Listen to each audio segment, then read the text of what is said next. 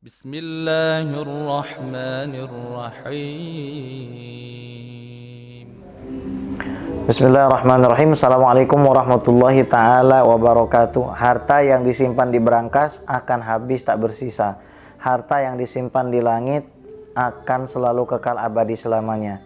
Saya mengajak kepada seluruh muhsinin untuk membantu pembebasan lahan guna mendirikan pesantren tafsir Al-Quran Ibnul Azhar yang dipimpin oleh saudara kami, guru kami, Al-Ustadz Ad-Duktur Al-Fadil Al-Ustadz Bitoh Purnomo LCMA. Beliau alumni Al-Azhar sama seperti saya dan Ustadz Abdus Somad.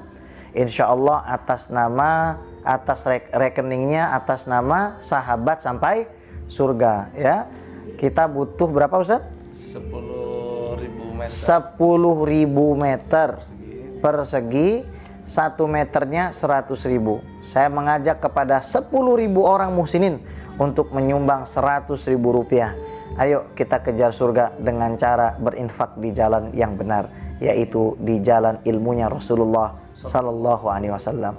Saya Gis bin Abdurrahman As-Segaf. Astaudi'ukumullah. Assalamualaikum warahmatullahi taala wabarakatuh.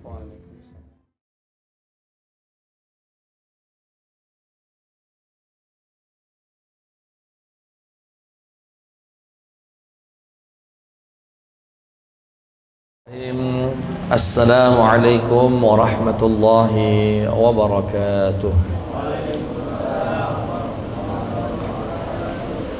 Alhamdulillahi rabbil alamin. Wa afdalus salati wa atammut taslimi ala sayyidil mursalin nabiyyina Muhammadin wa ala alihi wa sahbihi ajma'ina, amma ba'd. Jamaah yang dimuliakan Allah Subhanahu wa taala, alhamdulillah atas segala nikmat Allah yang tercurahkan untuk kita. Semoga kita semua dibimbing Allah Subhanahu wa taala untuk pandai bersyukur, sehingga Allah berkenan untuk menyempurnakan nikmatnya kepada kita. Amin ya rabbal alamin. Salawat beriring salam tercurahkan kepada junjungan Nabi Agung Baginda Muhammad sallallahu alaihi wasallam. Semoga kita semua yang hadir pada kesempatan hari ini bisa mendapatkan syafaat dari Nabi kita Nabi Muhammad sallallahu alaihi wasallam. Amin ya rabbal alamin.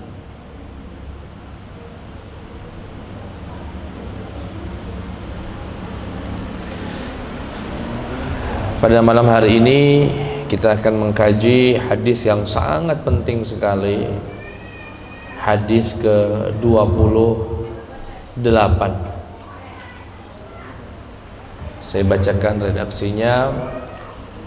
An Abi Najih Al-Irbad Ibni Sariyah radhiyallahu anhu qala wa'adhana Rasulullah sallallahu alaihi wasallam maw'izatan wajilat minha al-qulub wa dharafat minha al-uyun.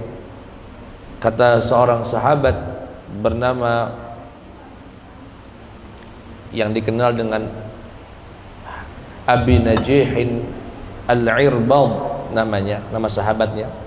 Kata beliau, suatu hari Rasulullah pernah memberikan kami mau'izah, nasihat.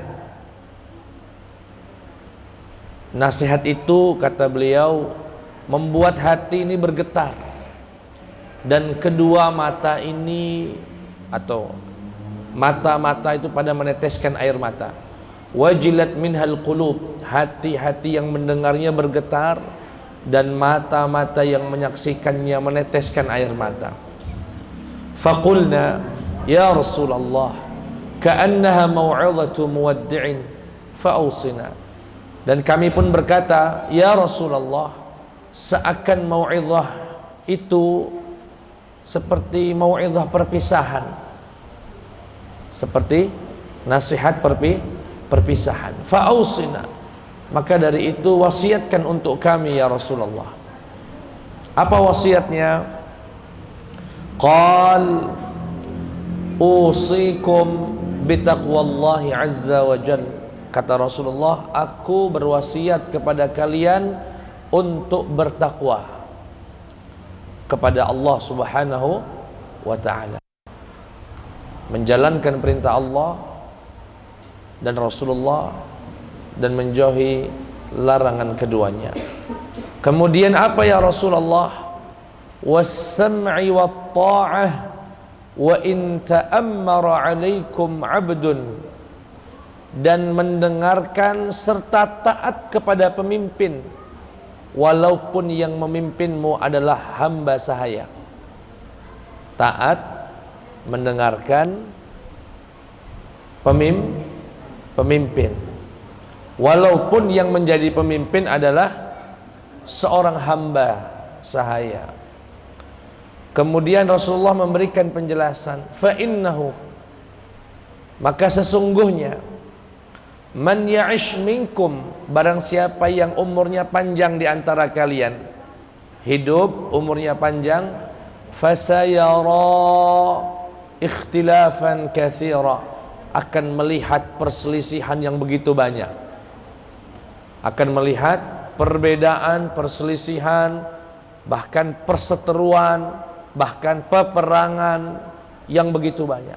Maka dari itu pesan Rasulullah, fa'alaikum bisunnati, pegang betul sunnahku, ajaranku, wa sunnatil khulafa'ir rasyidin al-mahdiyyin, dan berpegang teguhlah dengan ajaran sunnahnya para khulafa ar-rasyidin, Abi Bakrin wa Umar wa Uthman wa Ali radhiyallahu anhum ajma'in.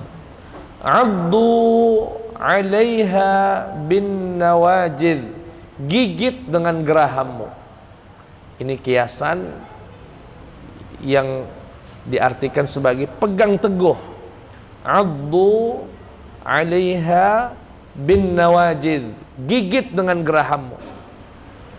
Dan di akhir dari hadis ini Rasulullah menyampaikan suatu hadis yang bagi kami sering disalahpahami. Apa itu? Wa iyyakum wa muhdatsatil umur, jauhilah perkara-perkara yang baru. Fa inna kulla bid'atin dhalalah, karena sesungguhnya segala yang baru itu, bid'ah itu sesat. Karena sesungguhnya setiap yang bid'ah itu sesat. Baik, saya ulangi lagi terjemahannya agak lebih cepat. Dari sahabat Abi Najihin Al-Irbad Ibni Sariyah, beliau berkata Rasulullah sallallahu alaihi wasallam pernah menyampaikan suatu mau'izah yang membuat hati-hati ini bergetar dan mata-mata ini meneteskan air mata. Dan kami pun berkata, ya Rasulullah, seakan ini adalah nasihat perpisahanmu, maka dari itu wasiatlah kepada kami. Kemudian Rasulullah berwasiat, usikum bitaqwallah, bertakwalah kepada Allah subhanahu wa ta'ala, was-sam'i wat-ta'ati wa in ta'ammara 'alaikum 'abdun, dan taat, dengarkan dan taatlah kepada pemimpin kalian walaupun pemimpin itu adalah seorang hamba sahaya. Fa innahu, maka sesungguhnya, man ya'ish minkum, barang siapa yang umurnya panjang hidup, ya, berumur panjang, fasayara, maka dia akan melihat ikhtilafan katsira, perbedaan yang begitu banyak. Di hari itu, di saat itu, dalam kondisi itu, fa'alaikum bisunnati, berpegang teguhlah dengan sunnahnya Nabi Muhammad sallallahu alaihi wasallam, wa sunnatil khulafa'ir rasyidin al-mahdiyyin, dan berpegang teguhlah dengan sunnahnya, ajarannya para khulafa ar-rasyidin al-mahdiyyin yang mendapatkan hidayah. Addu 'alaiha bin nawajid, gigit dengan geraham kalian. Wa iyyakum wa muhdatsatil umur, jauhilah sesuatu yang baru-baru. Fa inna kulla bid'atin dhalalah, karena setiap yang bid'ah itu sesat. Nanti kita akan coba jelaskan satu persatu ya. Walaupun dulu saat di hadis yang ke-5 ya, man ahdatsa fi amrina hadza ma laysa minhu fahuwa raddun, barang siapa yang mengada-ada dalam urusan kami yang tak berdasar, tak ada dalilnya, maka dia tertolak. Pernah kita jelaskan di hadis ke-5. Baik, yang pertama, sebelum masuk ke isi dari hadisnya, terkait tentang sifat al-mau'izatil mu'athirah, berbicara tentang karakter ceramah yang berkesan, yang berpengaruh ya, sampai yang dengar itu gemeter hatinya, bahkan terkadang sampai mata ini sampai meneteskan air mata. Dan itu ada syaratnya. Ceramah, khutbah, wasiat, nasihat. Mungkin kalau ceramah, oke lah, itu mungkin peranannya para ustadz ya, para penceramah. Tapi kalau nasihat kan kita semua mengamalkannya ya, kita semua yang mengamalkannya. Dan itu ada syaratnya agar ceramah itu, nasihat itu, wasiat itu berpengaruh.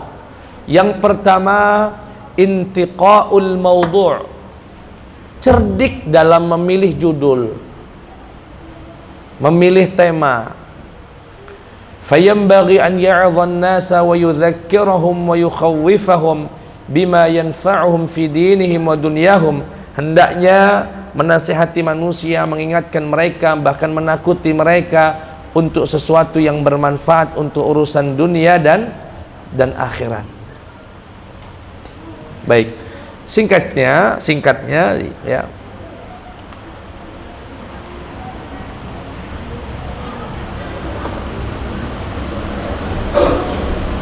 nah yang pertama, tepat memilih judul ya. Kalau bisa yang menyentuh kehidupan sehari-hari, menyentuh kehidupan sehari-hari. Kecuali kalau kajian kitab tergantung tema kitabnya. Tapi kalau dia tematik khutbah Jumat, kalau bisa disesuaikan dengan kehidupan. Misalnya di setahun berjalan dari corona kemarin, itu merebak rentenir keliling-keliling rumah-rumah. Rentenir, karena tahu nih, rentenir tahu betul ini orang banyak nggak punya modal, kehabisan modal. Dia datang untuk seakan memberikan bantuan, padahal menusuk dari belakang, nawarkan, sampai datengin, ngetok pintu ke rumah-rumah, nawarin modal. Kita sebagai penceramah terpanggil itu. Umat harus dijaga. Naik mimbar, judulnya sudah berubah. Judulnya tentang bahayanya bertransaksi dengan riba. Nah, itu cerdas dalam memilih tema. Ya, itu yang pertama. Yang kedua, agar ceramah itu, saya juga belajar ya. Saya juga belajar lagi mengamalkannya. Al-balaghah fil mau'izah, yaitu memiliki bahasa yang bagus ya, kalimat yang tertata sehingga alur berpikirnya tersusun.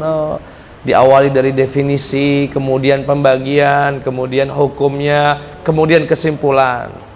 Atau bisa diawali dari kesimpulan, poin besarnya, baru perincian. Atau bisa dimulai dari yang umum dulu, baru yang khusus. Itu ya, kalau sekarang ada namanya public speaking, sebetulnya ya sudah belajar sejak lama gitu. Bahasanya baik di Inggris jadi cak modern nih. Padahal para penceramah itu, guru-guru kita, para habaib, para asatid, Itu natural dia. Punya kemampuan Allah kasih untuk bisa membahasakan ilmu itu dengan renyah, dengan enak didengar, menyentuh, ya, dan sebagainya. Dan diantaranya ya, kalau ceramah takziah misalnya, ya jangan banyak bercanda, orang lagi sedih, ya, tapi jangan terlalu sedih, nanti terlalu larut. Ada momentumnya.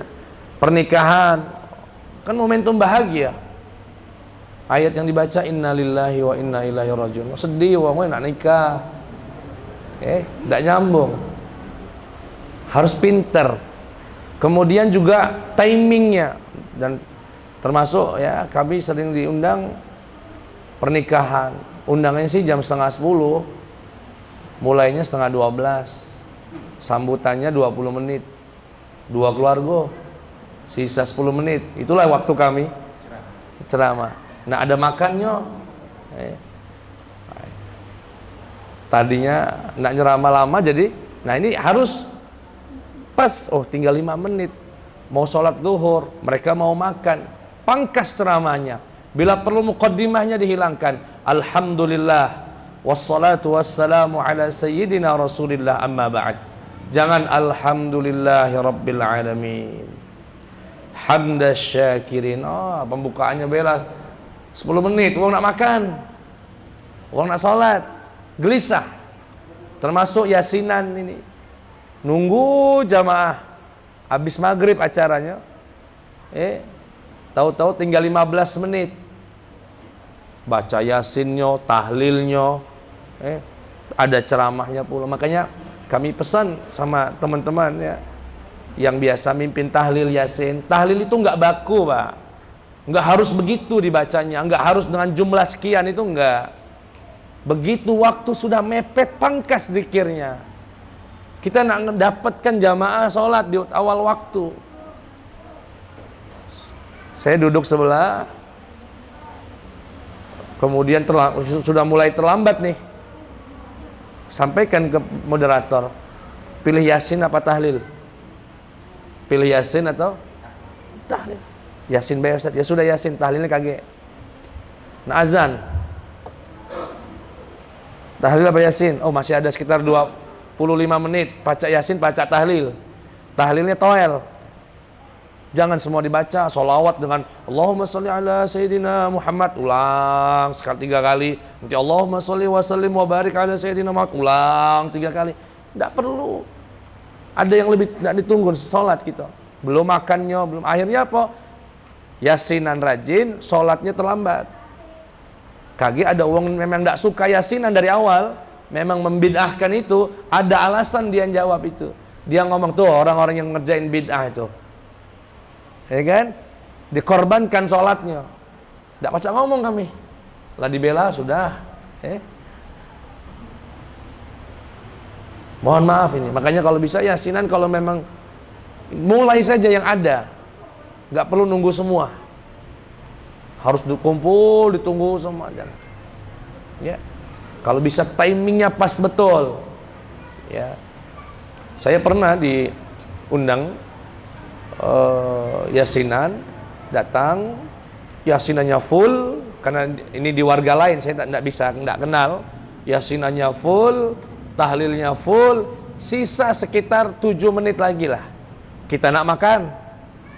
Saya berdiri, saya katakan alhamdulillah wassalatu wassalamu ala sayyidina Rasulillah. Tak ada yang banyak yang ingin kami sampaikan. Semoga yang rajin yasinan juga rajin meramaikan rumah Allah, karena itu lebih wajib daripada yasinan. Wassalamualaikum warahmatullahi wabarakatuh. Sudah.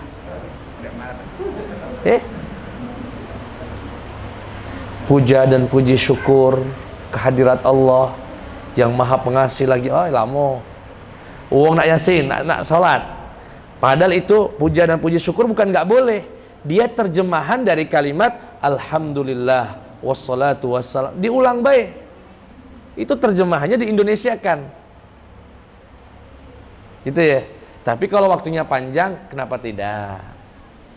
Nah, ini maksudnya pintarlah untuk timing. Dan itu yang ketiga, ada mutatwil, jangan panjang-panjang, termasuk doa.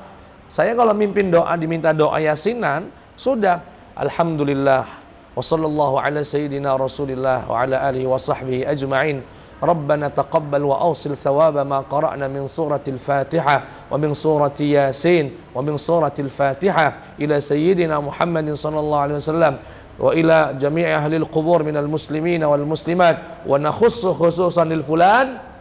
Kemudian Allahumma ighfir lahu warhamhu wa'afihi wa'fu anhu wa sallallahu ala sayyidina Muhammad. Ini enggak Rabbana hablananya masuk, Rabbana la tuzigh qulubananya masuk, Rabbana ja'alni muqimas shalahnya masuk. Galau-galunya disebut, uang na azan. Belum makan. Dan itu butuh kebijaksanaan. Butuh kebijaksanaan. Makanya kata beliau, ada mutatwil, jangan panjang-panjang. Khutbah Jumat juga gitu. Khutbah cerita Islam dari muncul sampai Rasulullah dari lahir sampai meninggal diceritakan juga di mimbar.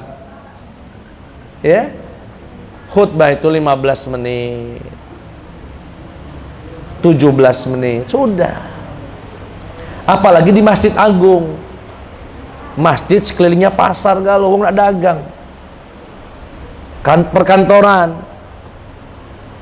Dikatakan oleh sahabat, ini hadis riwayat Imam Muslim dari sahabat Jabir ibni Samurah radhiyallahu anhu qala kuntu usalli ma'an nabi, saya pernah salat, senantiasa salat di belakang Rasulullah, bersama Rasulullah. Fakanat salatuhu qasdan wa khutbatuhu qasdan, salatnya sedang, khutbahnya sedang. Kemudian dalam riwayat Imam Abi Dawud, kana Rasulullah sallallahu alaihi wasallam la yutilul mau'izah, enggak pernah panjang-panjang dalam sampaikan mau'izah yaumal jum'ah, di hari Jumat. Kenapa? Lalu apa yang disampaikan? Innama hiya kalimatun yasiratun, hanya beberapa kalimat yang ringan, mudah dipahami, bisa dibawa pulang. Ini dah khutbah cerita dari Rasulullah lahir sampai meninggal, diceritakan galau. Jangan. Insya Allah. Jadi betul-betul ya. Yang keempat, ikhtiyarul fursatil munasibah wal waqtil mulaim. Ya. Jangan terlalu sering ngaji. Jangan terlalu sering ngaji. Pesan beliau ini ya. Jadi ada seorang sahabat bernama Abdullah bin Mas'ud, ceramahnya itu enak betul. Tapi beliau ngebatasin seminggu cuma sekali. Ketika ditanya, datang jamaahnya, kami itu senang betul dengan ceramah ente, enak dengarnya, masuk kami pikiran kami. Kenapa nggak buat kajian sih buat kami tiap hari? Apa jawaban beliau? Faqala ma yamna'uni an uhadditsakum kulla yawmin illa karahatu an umillakum. Saya cuma satu yang menghalangi saya, kenapa nggak buat pengajian tiap waktu kepada kalian? Takut bosan. Takut bosan. Ini majelis umum Pak ya. Kalau majelis khusus tiap hari. Kami di Al-Azhar ya tiap hari, bahkan sehari bisa 3 kali, bahkan bisa 5 kali, subuh, siang. Itu kalau ngaji nian. Dan memang yang hadir santri nian. Memang orang yang suka ngaji. Tapi kalau yang ngaji ya yang sisa-sisa waktu ya, jadilah seminggu 2 kali 3 kali ya. Jangan tiap hari, nanti bosan. Baik, Bapak Ibu yang dimuliakan Allah Subhanahu wa taala, yang juga menjadi syarat agar ceramah mau'izah kita juga mudah didengar oleh orang ya.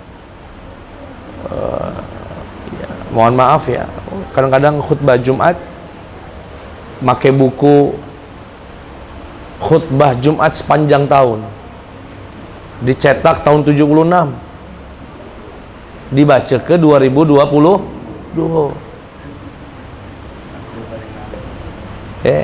Daun nyerita kenapa, tidak tahu, pokoknya itulah diulang-ulang. Padahal mohon maaf ini, guru kami Profesor Dr. Jamal Faruq mengatakan umat Islam ini Kan dapat cobaan dari dulu, cobaan terus. Tapi tetap ada dan tetap eksis. Kata beliau, andaikan cobaan yang dihadapi umat Islam dihadapi umat lain, umat yang lain itu udah nggak ada, sudah habis. Tapi kenapa Islam ini eksis? Padahal ujian luar biasa datang kepada Islam ini. Kata beliau, andaikan ujian yang datang kepada Islam juga datang ke agama lain cuma cerita, nggak ada lagi beritanya, tinggal kisah saja. Tapi Islam, alhamdulillah, pengajian masih ada, orang galak ngaji masih ada. 3 kata beliau alasannya. 3 alasannya kenapa Islam masih bisa berdiri kokoh. Yang pertama Al-Quran. Yang pertama Al-Quran. Saya tidak jelaskan panjang karena bukan waktunya. Yang kedua ibadah haji. Dan yang ketiga khutbah Jumat. Khutbah Jumat ini Pak, muktamar internasional tanpa dana. Muktamar internasional Pak, sedunia mengadakan salat Jumat. Sedunia umat Islam datang ke masjid, tidak ada biaya apa-apa, penyelenggara, panitia tidak ada. Cukup diumumkan baik Allahu Akbar, Allah, datang galong Islam. Betul atau betul? Muktamar internasional, bukan kaleng-kaleng. Semua muktamar itu. Semuanya datang berbondong-bondong ke masjid. Artinya apa? Dimanfaatkan betul untuk menyampaikan apa yang bisa mengubah umat ini. Jangan sekedar rutinitas, yang datang tidur, yang nyampaikan rutinitas, tidak berubah-berubah materinya. Artinya apa? Dimanfaatkan betul khutbah Jumat ini.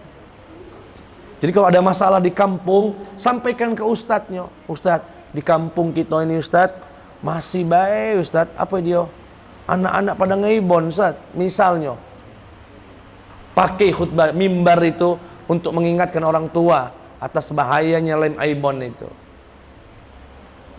Ya. Jadi khutbah Jumat itu luar biasa, Pak. Orang pengen nanya, agama mana yang bisa mengumpulkan segitu banyak orang di waktu yang sama, tanpa biaya, datang bahkan ngasih duit. Hebat betul khutbah Jumat ini. Ya. Termasuk khutbah itu, khutbah pulau pojok itu. Ya. Sampai sini kira-kira jelas Pak ya. Nah, yang diamanahi khotibnya ini sudah ada pelatihan-pelatihan, alhamdulillah Mas Agung di bawah kepemimpinan kita Profesor Dr. Al-Habib ya, Said Agil Hussein Al-Munawwar mengadakan pelatihan kemarin ya, Jumat, khutbah Jumat dan khatib. Alhamdulillah. Semoga Masjid Agung terus memberikan kontribusi ya dan pelatihan-pelatihan yang bermanfaat. Sangat penting betul. Terutama khutbah Jumat ini. Sayang kalau dilewatkan. Sayang betul. Ya. Baik. Selain khutbahnya atau ceramahnya yang bagus, ada juga pengaruh dari yang ngomong. Artinya tidak sekedar tema yang bagus, timing yang pas, tapi juga berkaitan dengan si penceramahnya. Ada beberapa syarat yang harus terpenuhi. Yang pertama, an yakuna mu'minan bikalamih. Hendaknya orang penceramah itu percaya betul dengan yang diomongin. Percaya betul dengan yang diomongin. Jangan sampai ragu. Kadang-kadang ya, mohon maaf, lagi mau meyakinkan orang tapi pakai bahasa mungkin. Mungkin gini Ustaz. Nah mungkin antum bela sih mungkin mau meyakinkan saya masih mungkin. Jadi si pembicara pun harus ya yakin. Nah, ciri-ciri yakinnya khatib itu terlihat dari raut muka dia. Bisa terlihat. Dia itu meyakini yang diucapkan atau tidak. Dari mana? Begitu nadanya ancaman, misalnya mukanya merah, demi Allah haram. Betul, yakin betul berarti Ustadz ini tentang keharaman. Demi Allah haram ini. Begitu yang haram naik intonasinya, begitu yang wajib naik, sunnah agak turun. Raut muka. Dan Rasulullah begitu. Begitu Rasulullah berbicara tentang fitnah, tentang pembunuhan, mukanya merah. Gak ada satu orang pun berani ngomong depan beliau kalau lagi marah. Tapi dalam saat tertentu beliau senyum. Makanya mohon maaf, kadang-kadang kita mendapati, ya memang tidak sempurna, semua orang tidak sempurna ya. Kadang-kadang ada guru-guru kita ini hanya mewakili Rasulullah dari sifat lembutnya saja. Kalau ceramah lembut terus, katek naiknya. Yang kedua ada naik terus, katek ngerennya. Oh, merah, geldar terus dari awal ceramah sampai akhir. Kalau mau meniru Rasulullah sebetulnya yang sempurna, ada waktunya beliau merah. Nggak ada orang berani ngomong depan beliau. Ada kalanya beliau bercanda, senyum. Nah, kadang-kadang ada jamaahnya ini yang masalah. Jamaahnya senang ustadz yang lembut, benci yang keras. Senang ustadz yang keras, benci yang lembut. Dua-duanya dari Rasulullah sallallahu alaihi wasallam. Kullun min Rasulillahi multamisun gharfan minal bahri aw rashfan minad diyami. Begitu kata Imam Busiri dalam burdahnya. Semuanya dari Rasulullah sallallahu alaihi wasallam. Ada Habib misalnya seperti Habib Rizik, ya, itu bagian dari Rasulullah. Ada seperti Habib Jindan, lembut. Kalau Habib yang baru ini yang begini, nggak tahu itu dari mana. Ya, jangan ditiru yang itu. Tapi tetap hormati kalau beliau Habib. Dah, jangan panjang-panjang kaki nyerempet terus ya. Yang kedua, an yakuna dza qalbin nasihin salimin minal adnas. Memiliki hati yang tulus. Penceramah, nasihat itu benar-benar dia menasihati orang tuh memang betul-betul pengen berubah gitu. Kata ulama, ma kharaja minal qalbi wasala ilal qalbi. Yang keluar dari hati akan sampai ke hati. Kalau yang keluar hanya dari mulut, hanya berhenti di telinga. Yang keluar dari hati artinya seorang guru, makanya nasihat orang tua, nasihat guru itu lebih mengena karena memang betul-betul dari hati, pengen muridnya itu berubah. Tapi kalau cuma nggak dari hati, ya sampainya di telinga saja. Yang ketiga, an yutabiqa qawluhu fi'lah. Ini yang berat betul ya Allah. Hendaknya seorang penceramah itu sikapnya, akhlaknya sesuai dengan yang diucapkannya. Oh, berat betul. Berat betul. Ini yang paling berat ini bagi seorang penceramah. Kabura maqtan 'indallahi an taqulu ma la taf'alun. Besar murka Allah kamu berbicara apa yang kamu tidak amalkan. Berat betul. Walaupun saya mohon para jamaah jangan suka menilai ustaz. Jangan menilai ustaz. Biarlah ustaz itu yang sadar untuk mengamalkan apa yang dia ucapkan, kecuali sesuatu itu benar-benar jelas tak bisa dipungkiri. Maksudnya gimana Ustadz? Begini, saya misalnya ceramah menyampaikan ilmu, kalau sholat sunnah ba'diyah zuhur, ba'diyah maghrib, itu afdolnya di rumah, itu afdolnya begitu. Dan saya sampaikan ke jamaah. Tapi jujur saya pribadi relatif jarang sholat ba'diyah di rumah. Begitu sholat, zikir selesai, ambil posisi sholat ba'diyah di masjid. Mungkin sebagian jamaah yang tidak paham, dia akan melihat gimana Ustadz ini kemarin ngomongnya ternyata afdal macam-macam. Padahal Ustadz itu kadang punya alasan. Mungkin dia tidak pulang ke rumah dari masjid, atau sesampainya di rumah sudah ada, seperti saya misalnya, begitu sampai rumah Zoom sudah nunggu ngajar mahasiswa, tidak baca lagi. Dan tidak boleh menunda pelajaran untuk sholat ba'diyah itu. Ini wajib ini. Ngajar mahasiswa sudah pada waktunya, nggak bisa. Itu makanya dan seorang penceramah itu memang diintai terus, dipantau oleh orang. Dia serba dilemanya dari mana? Satu sisi dia harus mengamalkan apa yang dia sampaikan dan tulus karena Allah. Satu sisi dia sadar dipantau oleh orang dan itu akan merusak imannya, akan merusak ikhlasnya. Makanya ngeri. Makanya Rabbana ftah bainana wa baina qaumina bil haqqi wa anta khairul fatihin. Allahumma zidni ilma warzuqni fahma wafiqna amalan salihah. Berikan kami ilmu dan berikan kami kekuatan untuk mengamalkan ilmu itu. Ya. Tetapi ini penting, seorang penceramah harus berusaha mengamalkan apa yang bisa dia amalkan. Kenapa? 1000 untaian kalimat yang bagus, menyentuh, membuat orang nangis, bisa rusak hanya karena si yang ngomong tidak mengamalkan yang diucapkan. Dia ngomong, misalnya, pokoknya, misalnya, apa ya? Dilarang kita itu makan berdiri. Rasulullah ceritalah dia tentang hadis Nabi macam-macam. Besoknya ustaznya makan ciki berdiri. Tangan kiri pula, selesai. Tidak ada arti ceramah 1000 jam sebelumnya itu. Rusak hanya karena sekali dilihat jamaah. Makanya saya mohon betul ini dan ini untuk kita. Kalau ada ustadz melakukan kesalahan, jangan dihilangkan. Artis ya, mohon maaf nih artis.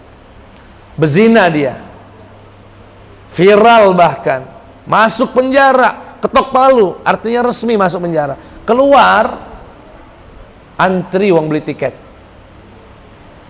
Nak nonton pentas nyanyiannya.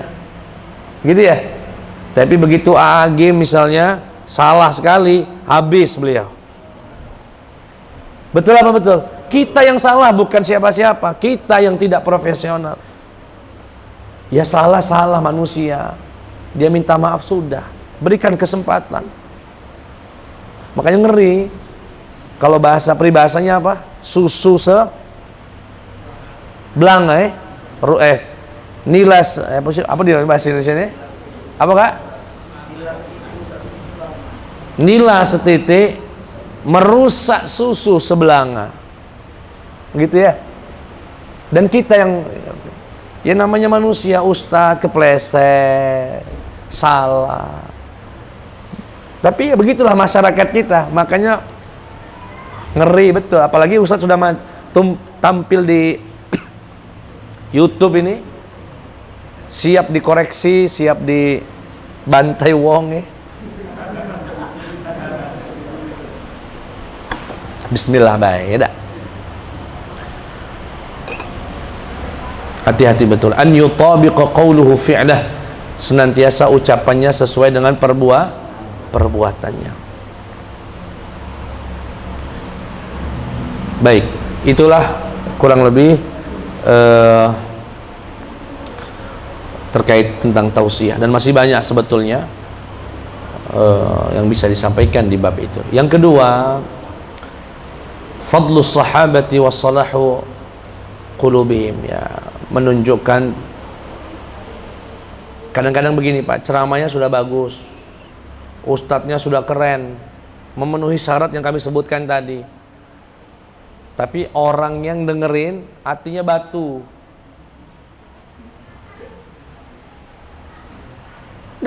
Ya bukan salah ustadznya, bukan salah isi ceramahnya, memang batu. Nah kalau sahabat tadi yang ceramah Rasulullah, yang menyampaikan Rasulullah, sahabatnya hatinya lembut, nangis. Berarti ada pengaruh juga terkait tentang kita. Makanya sebagai jamaah jangan sekedar mengoreksi ustadz, mengoreksi diri sendiri. Dan jangan kalau bisa ngoreksi ustadz, lebih ngoreksi diri sendiri. Hatinya lembutkan. Kadang-kadang datang pengajian pengen nyari salahnya ustadz. Adonian, Hari ini anak orang-orang belajar agama untuk mencari kesalahan ustadz. Dikumpulkannya, dipotong-potongnya video itu, yang salah-salahnya dibesarkan kakek. Saya sebutnya yang semacam ini Pak, dan mohon maaf ini nyari baca kitab, nyari yang salah-salahnya be. Ini namanya manhajuz dzubab. Apa namanya? Apa tuh manhajuz dzubab? Manhajnya lalat. Manhaj itu cara pandang seperti lalat. Padahal Rasulullah memerintahkan kita untuk meniru lebah, bukan meniru lalat. Kalau lalat itu hanya hinggap di sampah, nyari salah. Hadir ke majelis itu bukan untuk nerima ilmu, pengen nyatetin salahnya ustadz. Oh ini salah ustadz nih, nih. Iklan lewat, subhanallah, Nggak apa-apa. Yang begini-begini calon ulama kakek ini, insya Allah. Imam pula, insya Allah.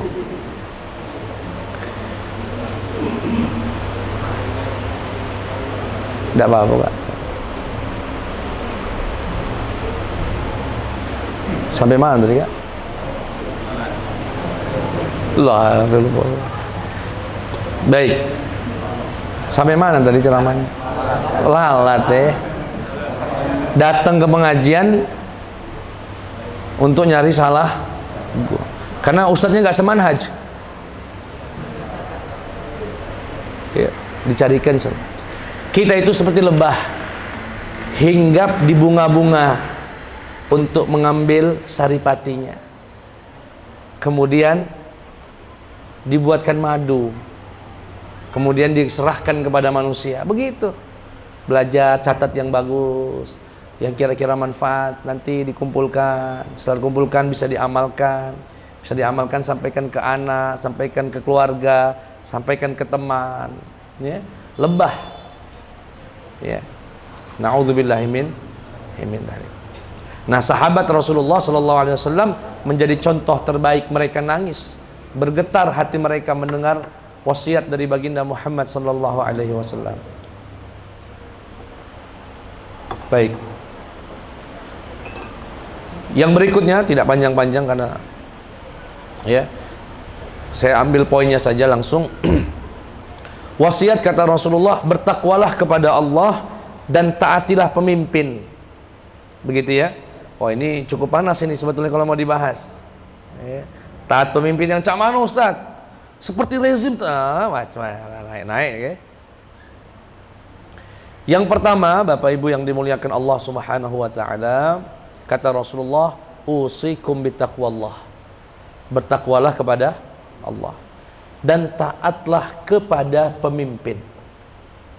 Walaupun yang memimpin itu hamba sahaya. Ayat yang memerintahkan kita untuk taat kepada Allah Subhanahu wa taala dan taat kepada para pemimpin adalah yang sangat masyhur, surat An-Nisa ayat 59. Ya ayyuhalladzina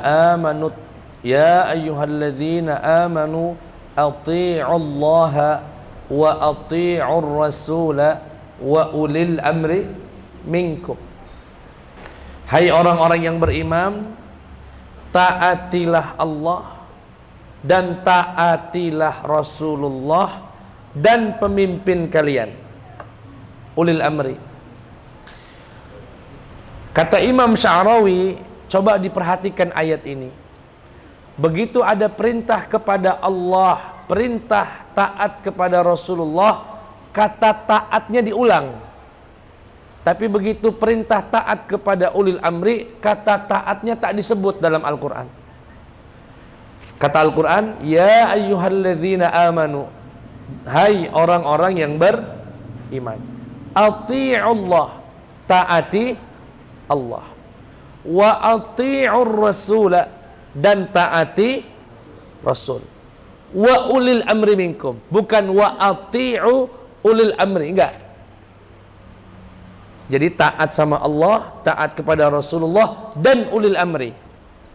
Kenapa tidak diulang kalimat ati'u pada ulil amri?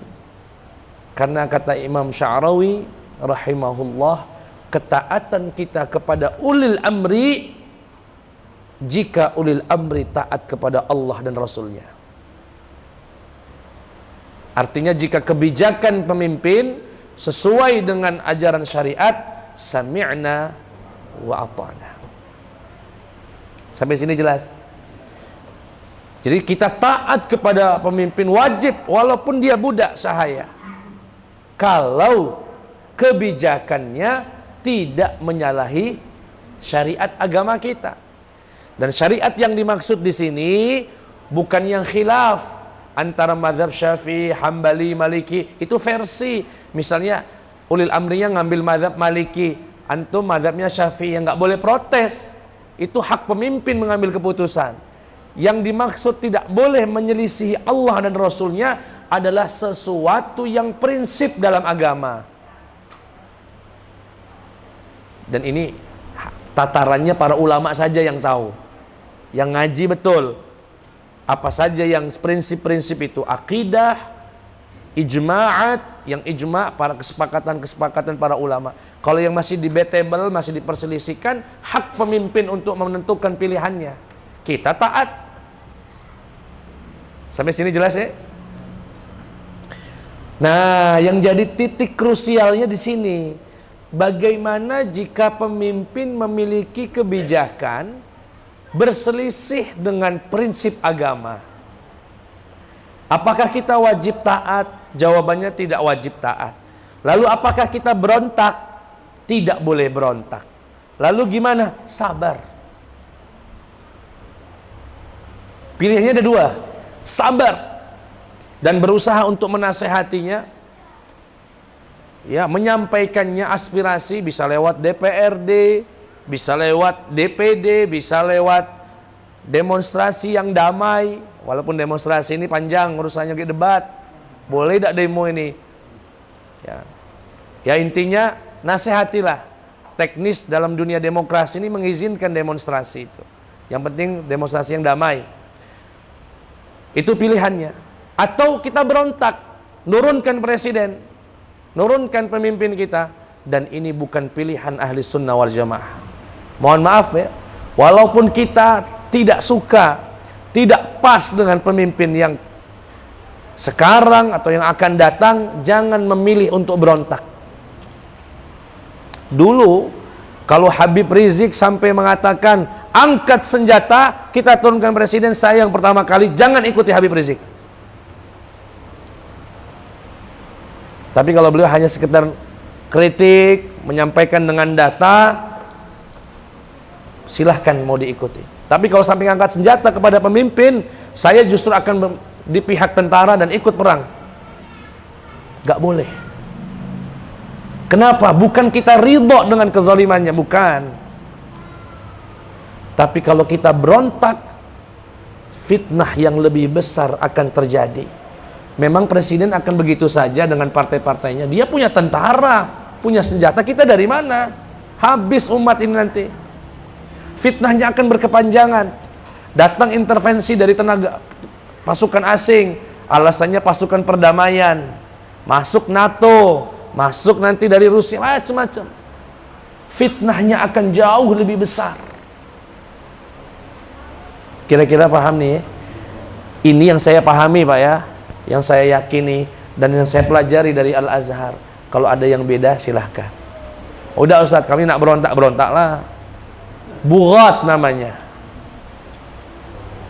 Tapi alhamdulillah, para habaib meski kerasnya demikian, misalnya pemimpin hari ini, tidak pernah saya dengar Habib Rizik mengatakan angkat senjata, kita perang. Enggak. Karena beliau tahu batasannya. Beliau paham. Ya. Dan para ulama kita juga yang lain, cuma cara nasihatin pemimpinnya beda-beda. Ada yang terang-terangan, karena mungkin sudah menyampaikan ke DPR nggak nyampe-nyampe kali. Ya lewat mimbar. Ya. Intinya begitu. Ini kapan kita boleh berontak pemimpin? cuma satu dalam akidah ahli sunnah wal jamaah. Kalau dia kafir kufran bawah, kufur, keluar dari Islam, saat itu kita keluar, tidak boleh. Walaupun negeri kita mengizinkan itu, institusinya. Makanya sadarkan generasi umat, ya, kita tidak benci dengan saudara kita. Alhamdulillah kita hidup damai dengan mereka. Guru-guru saya juga banyak yang Hindu. Di SMP dulu ya ada Pak Wayan, guru ekonomi saya, Pak Made, guru fisika saya, Pak Nyoman, Pak Gede, Pak Ketut, guru saya. Kalau saya pulang kampung ke Sidomulyo sana, silaturahim ke rumah mereka. Walaupun mereka nggak nyangka, oh, jadi ustadz kau ini. SMP dulu tidak terjengah. Dan tidak nyangka mungkin kita kuliah di masjid. Alhamdulillah. Apalagi wong Palembang ini, insya Allah toleransinya nomor 1 lah. Salah satu provinsi zero konflik. Tidak pernah terjadi di Sumsel ini perang gara-gara agama, belum pernah. Zero konflik. Kenapa? Wong kita galau. Tidak. Nak dia Kristen wong kita, nak dia Cina wong kita. Ya, itu luar biasa ucapan wong kita galo itu, kalimat penuh dengan toleransi. Maka dijaga betul kalimat wong kita galo itu.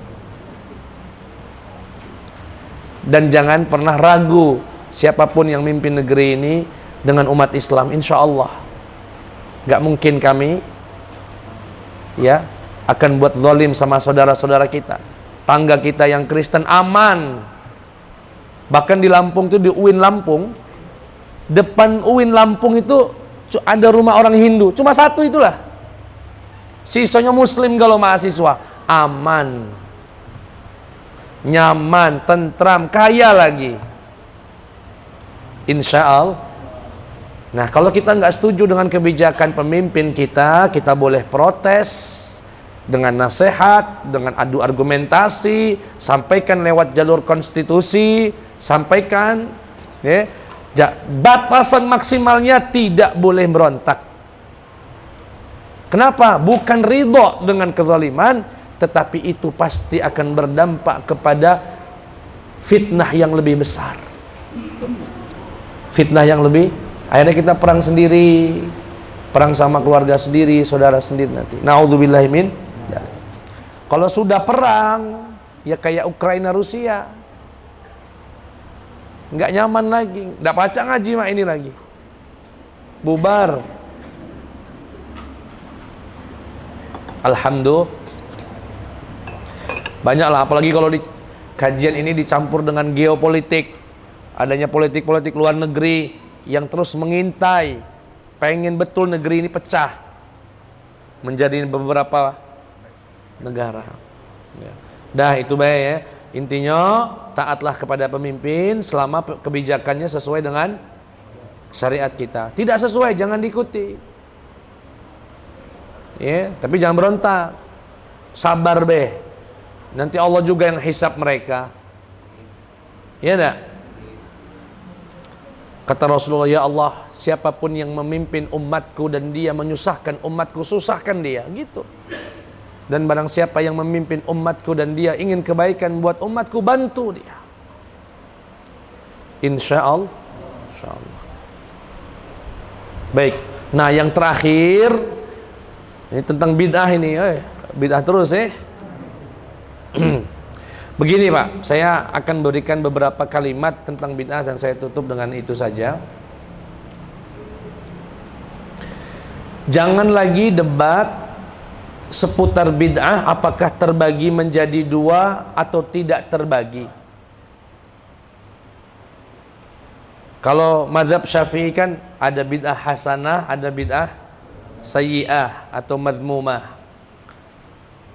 Kalau Imam Syatibi misalnya, atau kalau di sini di Indonesia ya Salafi lah ya, Wahabi, itu mengatakan semua bid'ah itu sesat. Sebetulnya sampai titik itu nggak perlu diperdebatkan. Kenapa? Karena yang membagi bid'ah menjadi 2 ataupun tidak membagi bid'ah mereka berbeda di definisi. Berbeda di definisi. Yang tidak membagi ya, yang hanya mengatakan bid'ah itu satu dan dia sesat. Ketika ditanya, memang bid'ah menurut kamu apa? Kata dia, bid'ah adalah segala sesuatu yang baru dan menyelisihi syariat. Ya kalau begitu mau dibagi dua gimana? Kalau definisi bid'ahnya adalah segala sesuatu yang baru, tidak ada di zaman Rasulullah, gitu ya, dan dia menyelisihi syariat. Ya kalau begini definisinya, ya bid'ah cuma satu, dolalah. Memang ada yang menyelisih Rasulullah terbagi dua, hasanah sama sayyi'ah? Ya enggak ada. Pasti menjadi satu. Nah, yang membagi bid'ah menjadi dua karena dia melihat secara bahasa. Apa itu? Bahwasanya bid'ah adalah segala sesuatu yang baru, tidak ada contoh sebelumnya. Maka ini bisa menjadi dua. Jika yang baru itu sesuai dengan syariat, menjadi hasanah. Jika tidak sesuai syariat, menjadi sayyi'ah atau dolalah. Sampai sini jelas ya? Jadi jangan ribut di situ, jangan istilahnya berhenti di situ. Mau bagi dua, mau bagi tiga, walaupun mayoritas ulama membaginya. Mayoritas ulama. Kalau ada ustadz hari ini mengatakan nggak ada ulama, bohong itu. Bohong. Saya tadi sengaja betul baca kitab tentang bid'ah, ya, beberapa kitab referensi tentang bid'ah. Oh, banyak sekali. Banyak sekali. Mulai dari Imam Syafi'i. Bahkan yang pertama kali mengucap itu Sayyidina Umar Ibnul Khattab radhiyallahu anhu. Ya, sampai sini jelas ya. Nah, yang kedua, kita ini ahli sunnah wal jamaah ini sepakat memerangi bid'ah. Kita ini anti bid'ah, dan itu harus disampaikan ke masyarakat. Kenapa? Jangan sampai kalimat kami anti bid'ah itu dijadikan branding untuk aliran tertentu, seakan hanya aliran itu sajalah yang konsen memerangi bid'ah, kalau yang lain justru menghidupkannya. Oh enggak, kami anti bid'ah yang sesat. Kita anti, seperti Rasulullah tadi, iyyakum wa muhdatsatil umur, hati-hati jauhilah yang baru-baru itu. Sampai sini jelas Pak ya? Jadi mohon maaf teman-teman S ya, Salafi kan napo di inisial ke disebut juga ya. Sudahlah, telanjur. Telanjur.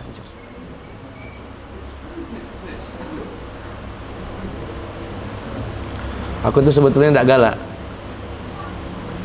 ngurusi mereka itu. Masih banyak urusan soalnya yang lain. Karena kita belajar yang serius itu ya. Tapi ini karena materinya tepat, jadi seakan-akan kan hanya ya, apalagi dalam ceramah mereka, kita harus memerangi bid'ah, memurnikan agama ini seperti yang diajarkan. Iya betul, samo itu. Bukan bapak saja, bukan ustadz saja, kami juga memerangi bid'ah. Yang jadi masalah itu ustadz, pak, ya, pak ustadz, ya, yang beda itu. Standar antum mengatakan itu bid'ah sesat itu apa? Standarnya. Nah, standar mereka itu kalau Rasulullah tidak melakukan bid'ah. Standar kami enggak begitu cara memahami agama. Segala sesuatu yang baru itu, ya, yang baru itu tidak harus ada contohnya dari Rasulullah. Yang penting ada dalilnya. Mau dalilnya umum laju, nak dalilnya khusus laju, nak dalilnya qauli kalimat saja laju, mau fi'li laju. Kalau mereka ini dalilnya harus Quran sunnah, oke, sama. Sunnahnya apa? Sunnah yang fi'liyah, yang harus contoh. Sempit nian kage. Sedangkan sunnahnya Nabi itu ada yang qauliyah, ucapan, ada yang fi'liyah, perbuatan. Kalau selalu minta contoh itu apa artinya? Perbuatan kan? Kalau perbuatan itu berarti fi'liyah. Sedangkan sunnah Nabi itu ada fi'liyah, ada qauliyah, ada takririyah. 2/3 hilang dari dalil Anda kalau semuanya minta contoh. Sampai sini jelas Pak ya? Standar mereka tidak dilakukan Rasulullah, bid'ah, sesat. Standar kita yang baru itu jika ada dalilnya meski umum tidak bid'ah. Contoh. Doa berjamaah habis sholat. Doa berjamaah habis ngangkat tangan. Ya seperti yang kita amalkan lah. Menurut mereka bid'ah. Kenapa? Karena Rasulullah tidak ngasih contoh. Tidak ada riwayat mengatakan Rasulullah mimpin doa jamaah habis sholat. Oke. Tapi kami punya dalil qauli. Punya dalil yang sifatnya ucapan. Apa itu? Idza amma ahadukum qauman bid-du'ai fala yakhus nafsahu fa in fa'ala dzalika wa qad khanahum aw kama qala alaihi salatu wassalam. Jika salah satu di antara kalian memimpin jamaah untuk berdoa, maka jangan khususkan dirinya sendiri. Jika ia mengkhususkan dirinya sendiri, sungguh mereka telah mengkhianati kaumnya. Sungguh dia telah mengkhianati kaumnya. Ada orang diminta mimpin doa. Kapan Ustaz? Umum, kapan saja. Mau habis sholat, mau di jalan, mau yasinan, umum, kapan saja. Gitu ya. Kemudian janganlah khususkan dirinya sendiri. Jadi kalau mimpin doa jangan Rabbighfirli wali walidayya, tapi Rabbanaghfir lana wali walidina. Gitu ya. Rabbi habli. Kalau jamaah Rabbana hablana. Kalau dia mengkhususkan dirinya, dia telah mengkhianati jamaahnya. Dari sini dapat dipahami ada namanya dalil sholat doa berjamaah dan dalilnya umum. Silahkan dipakai kapan saja. Yang penting ada dalil. Ya kalau minta dalil khusus terus Pak tidak cukup. Tidak cukup. Ngaji hadis setiap malam Kamis ada dalilnya, setiap malam Salat Rabu. Seperti ini. Sekarang ini urusan agama bukan? Nanti mereka mengatakan itu kan urusan dunia, ini pesawat, iyo itu kita juga nggak nyatakan itu bid'ah. Tapi sekarang ngaji nih, ngaji. Setiap hari Selasa ngajinya hadis, Rabu atau Minggu tafsir, Senin fikih. Mengkhususkan itu ya? Khusus Pak ya? Apakah Rasulullah dulu membagi begitu? Hari Selasa kita tafsir aja, hari Senin kita enggak pernah. Tapi apakah yang begini bid'ah? Oh enggak, ada dalil umumnya. Ada dalil umumnya. Masalah waktu, cara, timing, terserah. Nak ngajinya sambil makan laju, nak ngajinya ada hadrahnya laju, nak pakai hadrah boleh, pakai mic, aman itu semua. Itu berbicara. Tapi prinsipnya ada dalil. Dan seluruh amalan-amalan kebaikan yang kita niatkan untuk beribadah kepada Allah Subhanahu wa ta'ala. Dan saya yakin tidak cukup apa yang saya sampaikan ini untuk mewakili semuanya. Tapi intinya, yakinlah yang kita amalkan dan dituduh oleh teman-teman kita salafi itu bid'ah, tidak benar. Yakin. Kalau minta dalil suruh ke rumah, jangan di jalanan. Minta dalil salaman habis sholat, minta dalil yasinan dan tahlilan, minta dalil memperingati Isra dan Mi'raj, itu bukan nambah-nambahin dalam agama. Itu cara nyampaikan umat tentang agama. Namanya cara, ya bebas. Nak di kantor laju, nak tiap hari laju, seminggu sekali jadi, tiap bulan sekali jadi, setahun sekali pun jadi. Ya. Setelah yang penting ada dalil umumnya. Ya, saya kira itu yang bisa disampaikan pada kesempatan kali ini. Ya. Dan semoga yang hadir di sini bisa, insya Allah ajaran guru-guru kita di Palembang yang lama-lama ini aman kalau insya Allah. Ajaran-ajaran habaib insya Allah. Ya, adalah perbedaan 1-2 kecil tapi tidak prinsip nianida. Tapi secara umum sama. Kalau politik lain ya. Kalau politik ya silahkanlah, itu setiap orang punya pandangannya, punya caranya, tapi jangan merusak persaudaraan di antara kita. Misalnya Ustadz, aku tidak setuju dengan cara Ustadz tadi masalah pemimpin, ya sudah, tidak usah diambil. Gampang. Itu saja. Subhanakallahumma wa bihamdika asyhadu an la ilaha illa anta astaghfiruka wa atubu ilaik. Assalamualaikum warahmatullahi wabarakatuh.